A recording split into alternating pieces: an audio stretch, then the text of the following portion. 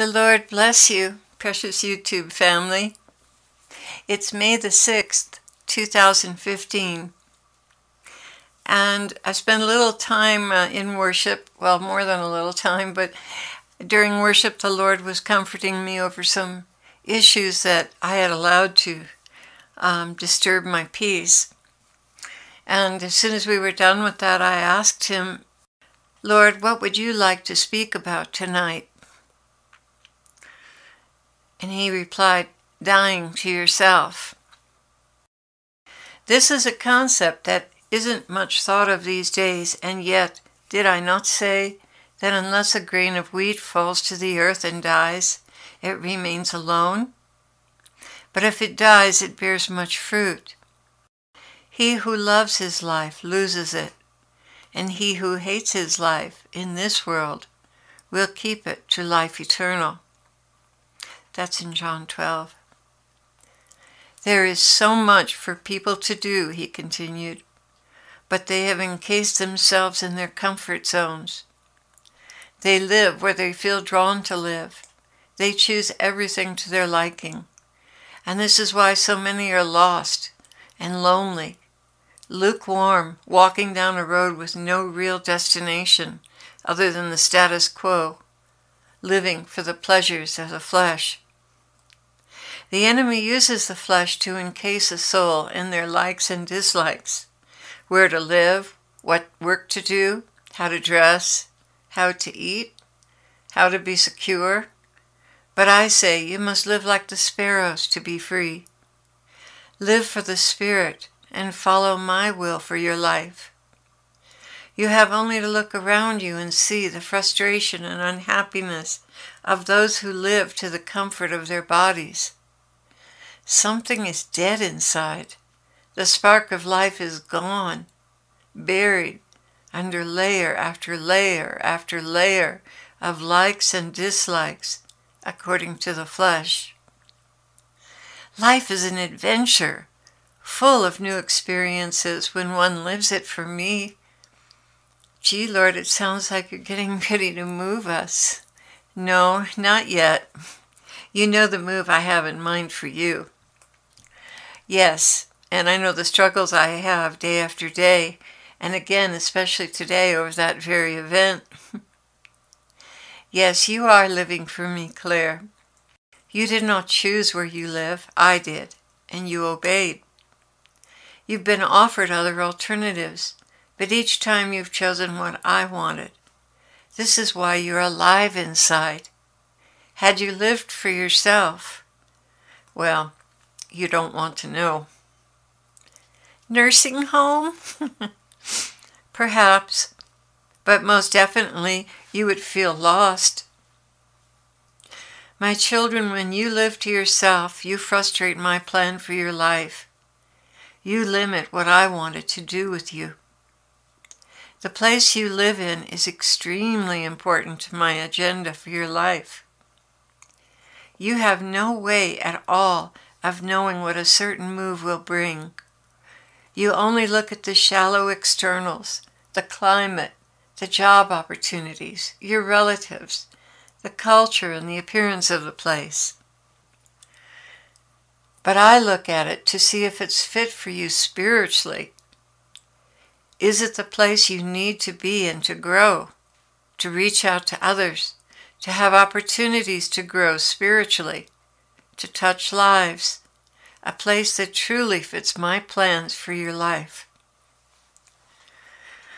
Lord, I know I'm always shocked when people say they're going to live somewhere because they like the climate. I used to do that and I was so lost, but somehow you brought good out of it. Yes, and I can use every circumstance as an opportunity to grow, but I prefer to put you where I know you will mature and advance the quickest.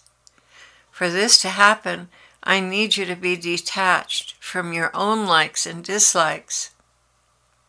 I wanted to share with you all that when we went on our tour bus, I remember with our 4 children, the Lord had us in Iowa in the dead winter, the absolute dead of winter. 15 below in the middle of Iowa. And then when he moved us on, it was Florida in the worst heat of the summer. Ugh, you surely put our flesh to the test. And this is what I need of my vessels unto honor, flexibility, and a willingness to go where I lead, when I lead. There's so much richness in a life that's lived in the Spirit, and so much sediment in a life lived for the flesh. My children, I have such wonderful things for you to do, but your obstinacy in choosing your location ties my hands. There are connections waiting to be made, a broadening of your horizons, a deepening of your understanding, if only you would come under the yoke of obedience. There's no reason why a person has to be tied to a house, a piece of land, a city, a country. The world is an exciting place with many opportunities for those who are willing to live for the Spirit alone and go where I send them. Lord, I know I failed you out of fear of the new and different. I still to this day regret not going to youth with a mission in Holland. Yes, but it came around again, didn't it? I did work around with your life, and you are where I want you at present. But so many derail the plans I have for their lives by holding on to the past and what is familiar and comfortable. And then I thought of the scripture, Jeremiah 29:11, "For I know the plans that I have for you, declares the Lord, plans for welfare, not for calamity, to give you a future and a hope. But will you trust me?" he added. "Will you acknowledge that I am God and there is none other? That my plans are far superior to your plans? Will you acknowledge that nothing is impossible for me and that you can trust me with your life? You must come to terms with these issues if you are to live the fullness of the life I have called you to." Gee, Lord, it sounds like we're going to be around for a long time. This is for those who will come after you, Clare, and for those who are listening now and feel a tug in their hearts to do something totally different with their lives. I have sat here from my perspective in heaven and seen the possibilities for my children on earth. I have seen all the places that would have suited them so perfectly, but these places never even entered their mind, nor did they seek me to find out where I wanted them. I have given you life and strength and a purpose, hope, and the drive to move onward. Please do not ignore me. Make it your top priority to seek me until you find me and know for sure where I want you. Hold in abeyance all your plans and dreams and seek me until you find me and know without a doubt where I am calling you to go. You will never regret it. Pay attention to that restlessness that doesn't quite feel right with this plan or that plan. That's my Spirit intervening and holding you back because I have something better for you with better timing. You see, when you come to serve me, your life is no longer your own. Most people, however, try to run their new life in me on two tracks: what they want and what I want within the context of what they want. Rather than totally abandoning their will and their way to me, they compromise and then expect to be happy and fulfilled. But it will never happen until they totally abandon their agenda. Some are still catering to their earthly parents' expectations. Some have their eyes on a career goal and prosperity, and within that context they choose what they think is my will. But they are so far from the truth that they would be shocked if I revealed it to them. Yet I know the course they are holding on to for dear life will lead them into mediocrity and unhappiness. I can only wait until they discover that's not what they wanted after all. And sadly, by then, more than half of their life is spent, and sickness has found its way into their bodies. I am just saying this for your own good, children. Choose me and my will with uncompromising faith and clarity. Seek me and wait on me. Lay down your agendas. Let your earthly parents lead their own lives, but you follow me. Many are confused about what it means to honor and obey your mother and father. It does not mean to let them take my place in your life and let them dictate what your life should be.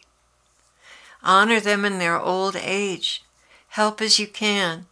Celebrate their birthdays with them. Treat them with respect and reverence in all your dealings.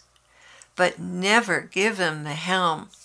This is meant for me and me alone. Is it not written, anyone who loves their father or mother more than me is not worthy of me? Then the Lord quickened the church of Laodicea to me. This was the lukewarm church, and I believe the church that lived by their comforts and the status quo until the interior fire in their souls just fizzled out. So I quoted that scripture, and the Lord picked up afterwards, but the scripture says, "You say I am rich and have become wealthy and have need of nothing, and you do not know that you're wretched and miserable and poor and blind and naked. I advise you to buy from me gold refined by the fire, so that you may become rich, and white garments so that you may clothe yourself, and that the shame of your nakedness will not be revealed, and eye salve to anoint your eyes, so that you may see. Those whom I love, I reprove and discipline. Therefore be zealous and live your life for me and me alone." And the Lord finished with, "I bless you now with the courage to deny yourself, pick up your cross, and follow me."